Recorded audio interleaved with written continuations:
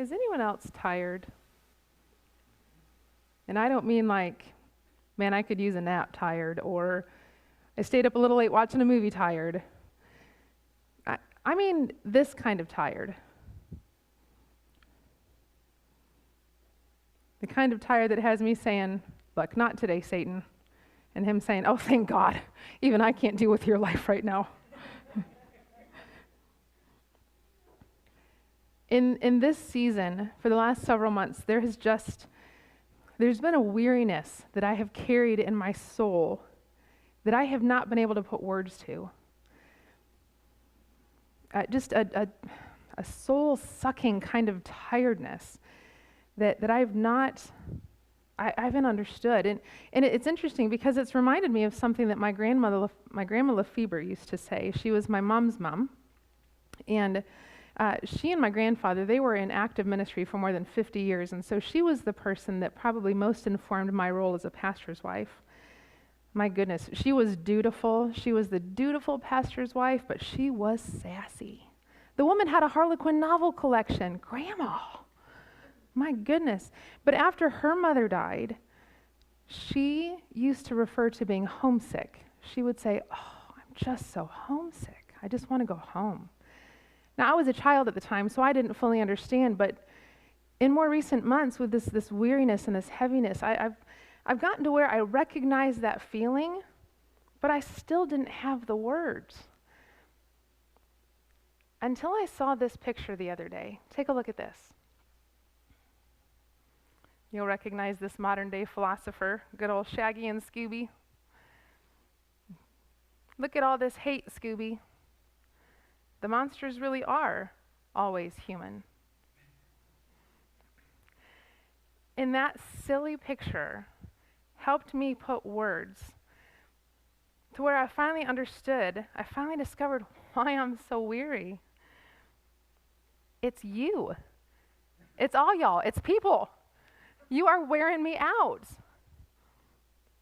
It's the way that we refuse to offer each other any measure of grace. It's the way that we refuse to give each other the benefit of the doubt. It's the way we hate so easily. Josh Wilson is a Christian vocalist, and he wrote a song recently called Revolutionary, and it raises two important questions. The first one is, why does kindness seem so revolutionary? Why does it seem so unconventional to be nice, to be kind, to be gentle?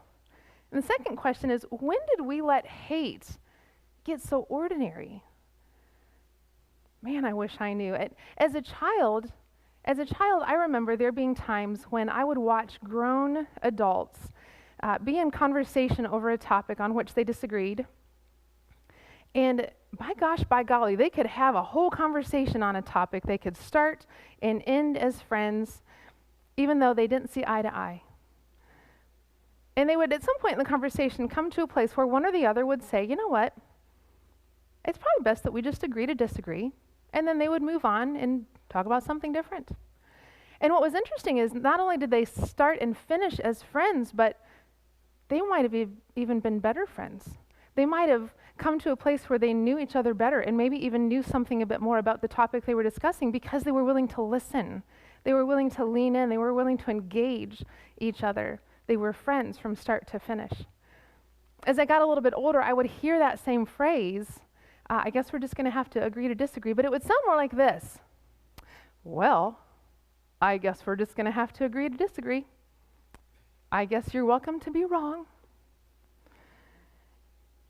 And you fast forward even a few years later, and I remember there being times, perhaps you remember, maybe you'd be on the way to a family friend's house, and the conversation on the way would be something like this.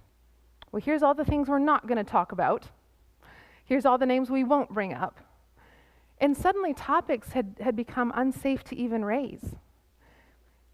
All the way to today, where there are people in our circles that if they don't hear their opinion come out of your mouth, they come out swinging.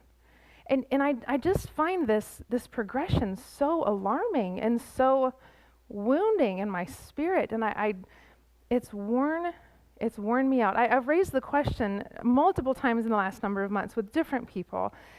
Most recently was actually with Regina Tyson, Pastor Tommy's wife. She and I were together earlier this summer, and I asked her, from your perspective, now she's taught high school for more than 2 decades now, and so I just asked her, I said, have you seen this trend where you spend the bulk of your time?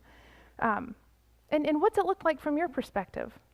And it was interesting. She did say, she said, I have seen an increase in hypersensitivity, just, us needing to be extra careful not to hurt feelings and that sort of thing. But she said, when I really saw an uptick in this was just after 9/11. It was September of 2001, just days after 9/11. And she said the students in her class, her high school class, were having a conversation, of course, about the events of that day.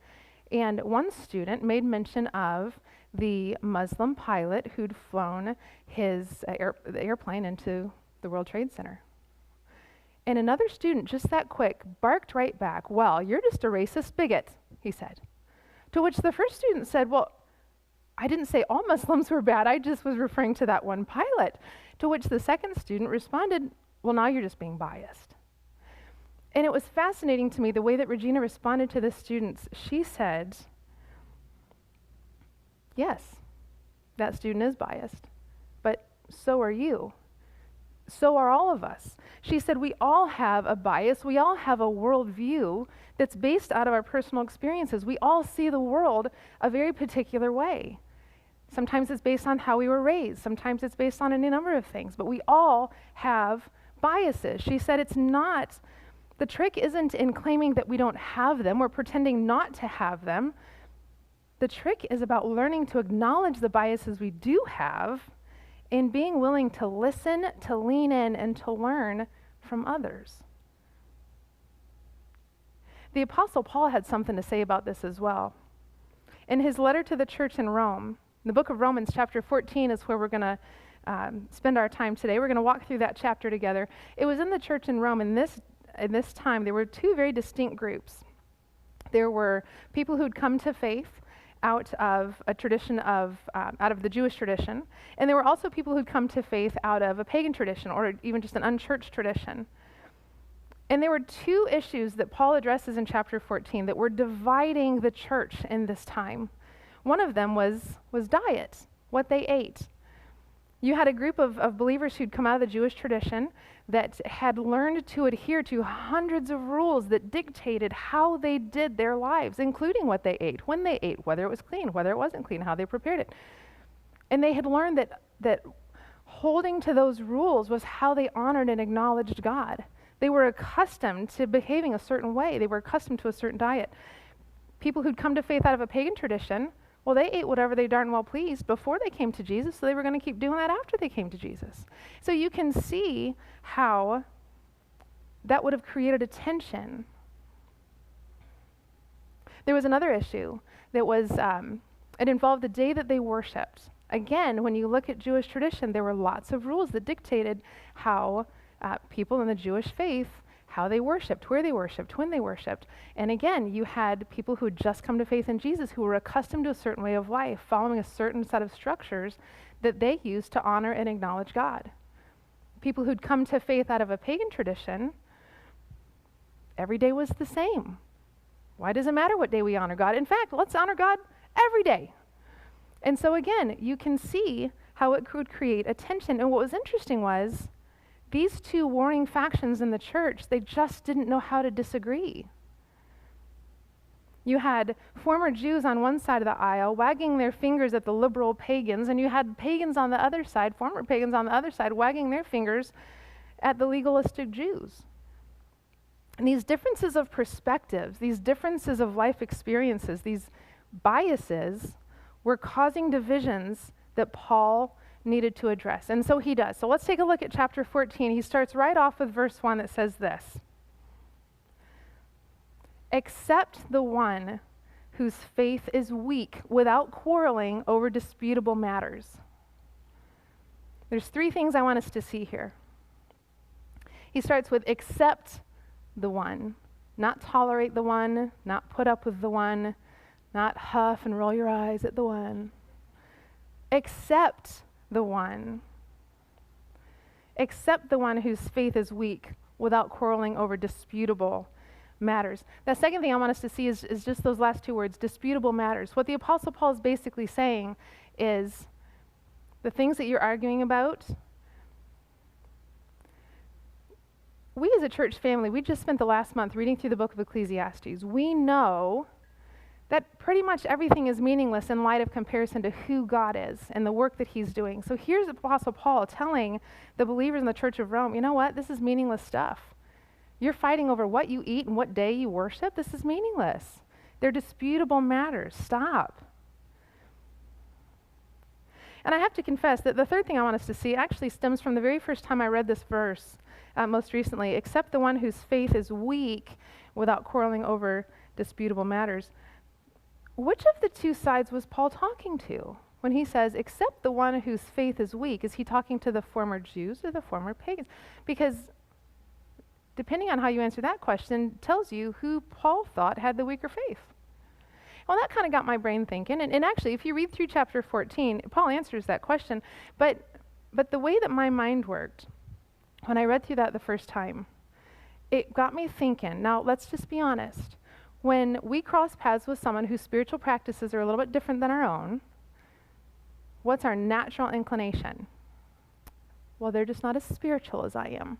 Clearly, their faith is weaker than mine. So Paul knew to get the attention of either side, he had to say, except the one whose faith is weak, because you know good and well they each thought the other had the weaker faith. Eugene Peterson in the Message, he says it this way. Romans 14:1 in the Message reads like this. It says, welcome with open arms fellow believers who don't see things the way you do. And don't jump all over them every time they do or say something you don't agree with, even when it seems they're strong on opinions but weak in the faith department. Because remember, they have their own history to deal with, so treat them gently. I love that. Now, the next few verses in chapter 14 are actually about the food issue that we discussed already. So let's move on to verse 4. And here's what verse 4 says. Who are you to judge? Who are you to judge? Who exactly do you think you are?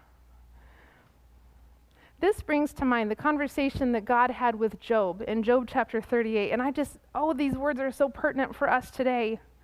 Hear this. When God says, where were you when I laid the earth's foundation? Tell me if you understand. And who marked off its dimensions? Surely you know. Who are you to judge? Now, mind you, it's not an easy thing to keep our snap judgments at bay. I get it. Think of the last time you saw a homeless fellow holding up a sign at an intersection. What'd you think? Get a job. But you didn't even stop to think that just maybe that was a military veteran with undiagnosed PTSD that can't yet hold down a job.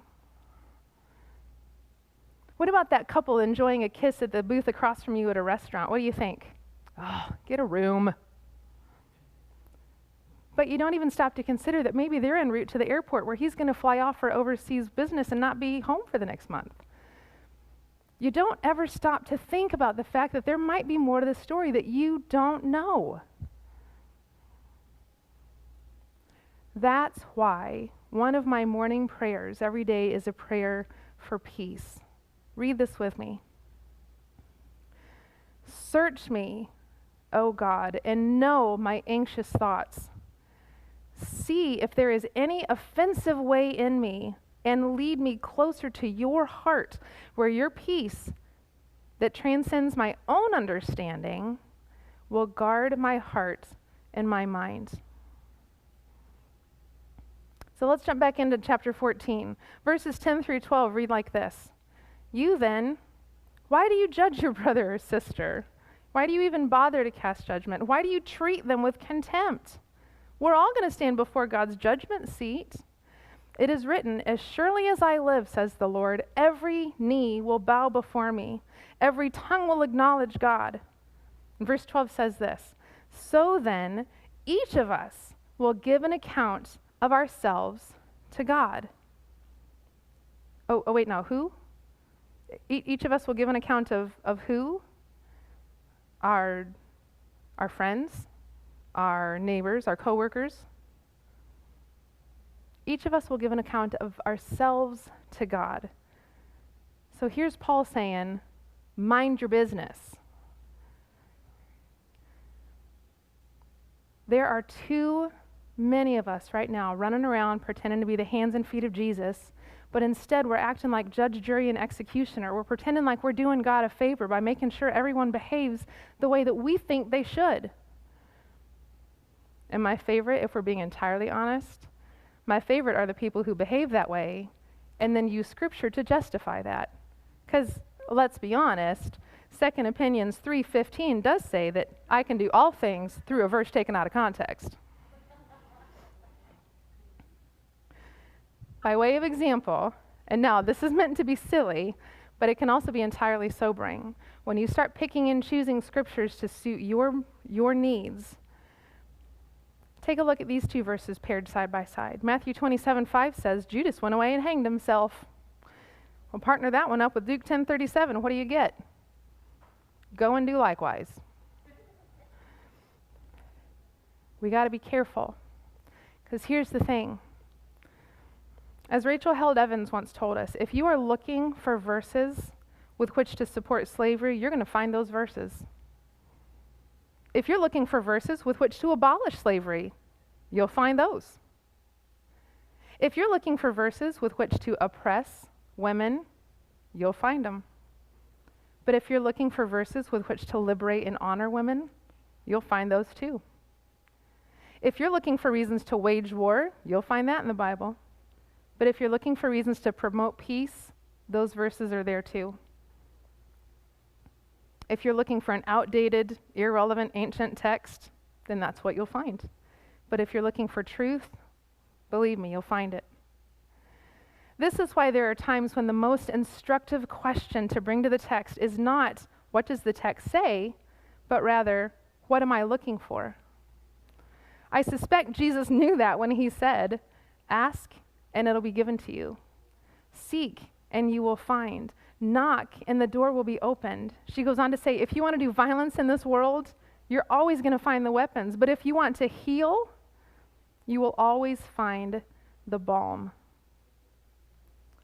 The Apostle Paul told Timothy in 2 Timothy 2:15 to do his best. Do your best to present yourself to God as one approved, a worker who doesn't need to be ashamed, but one who correctly handles the word of truth.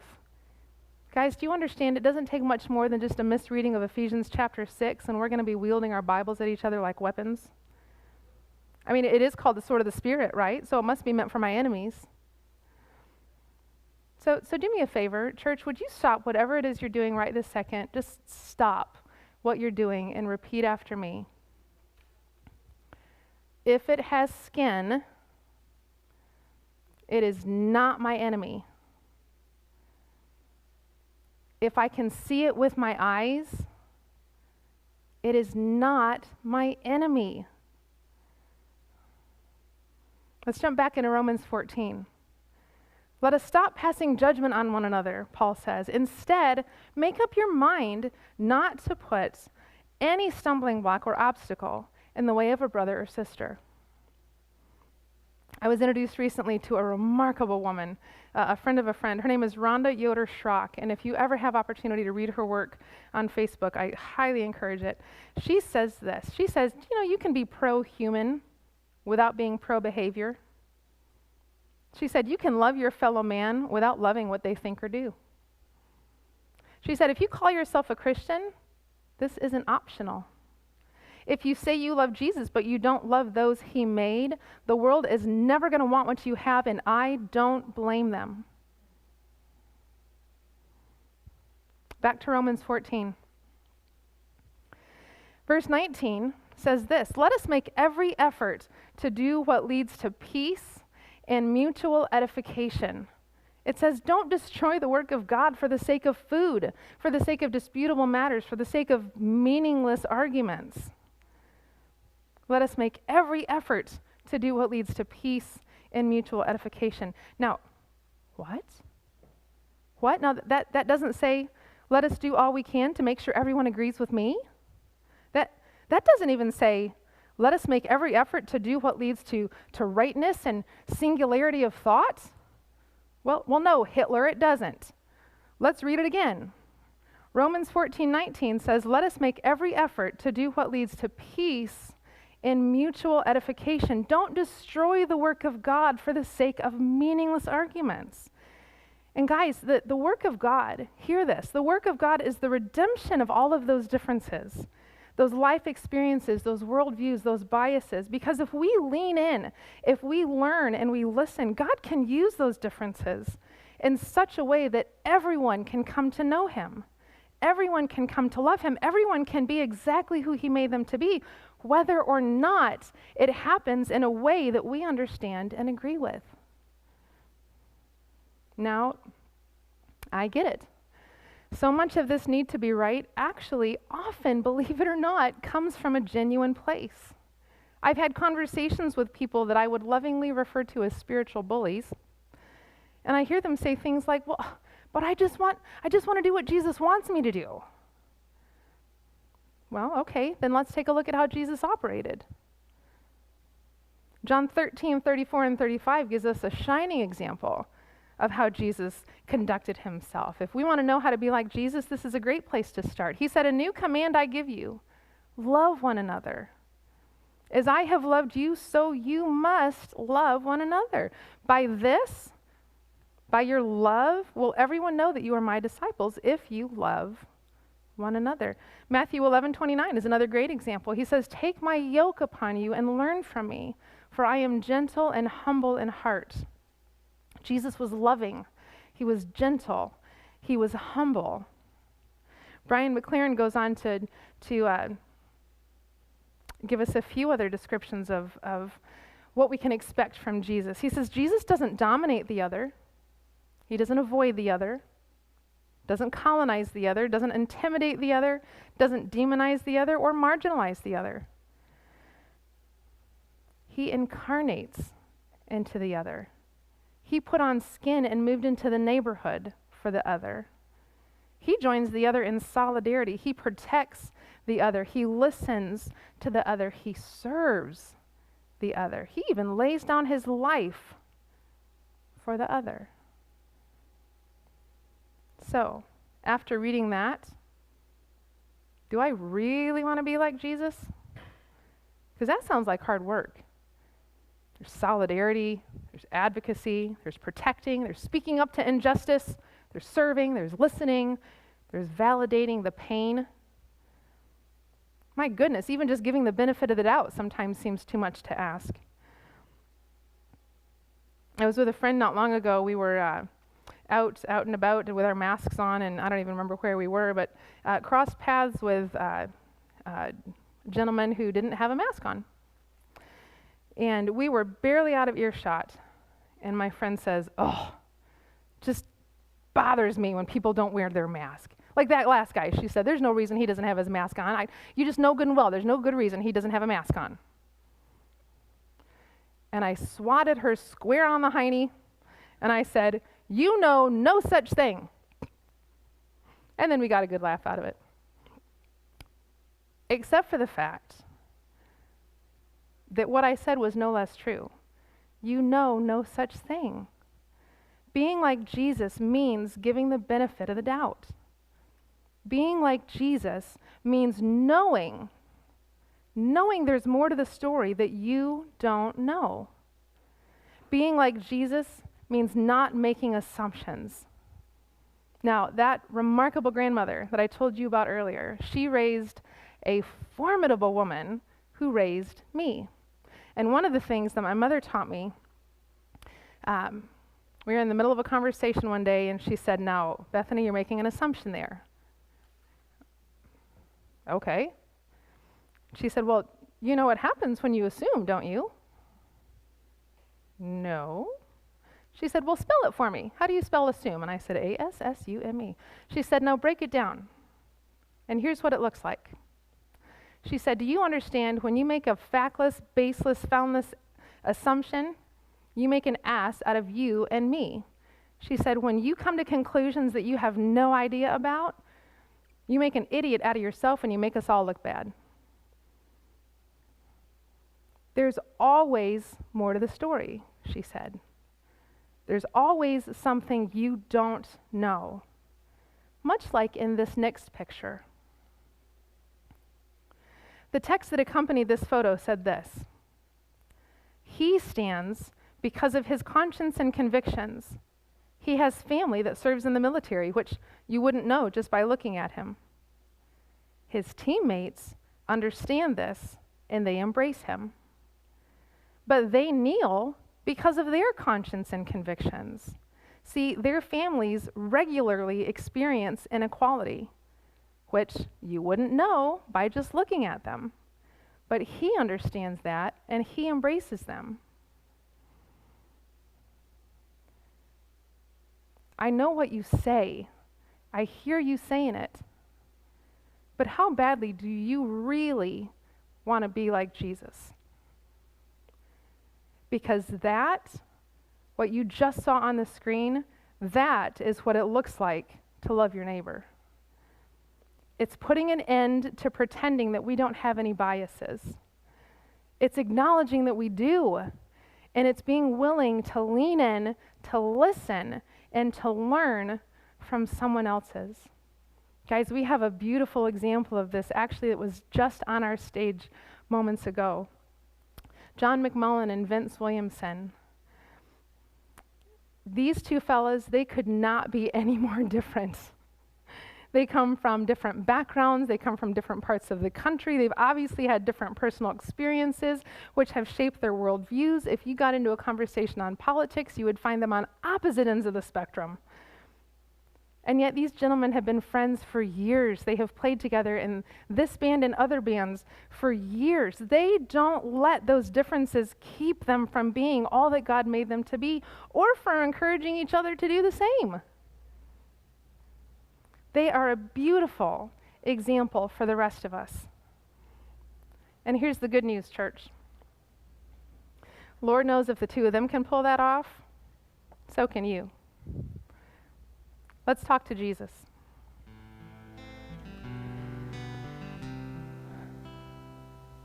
Search me, O God, and know my anxious thoughts.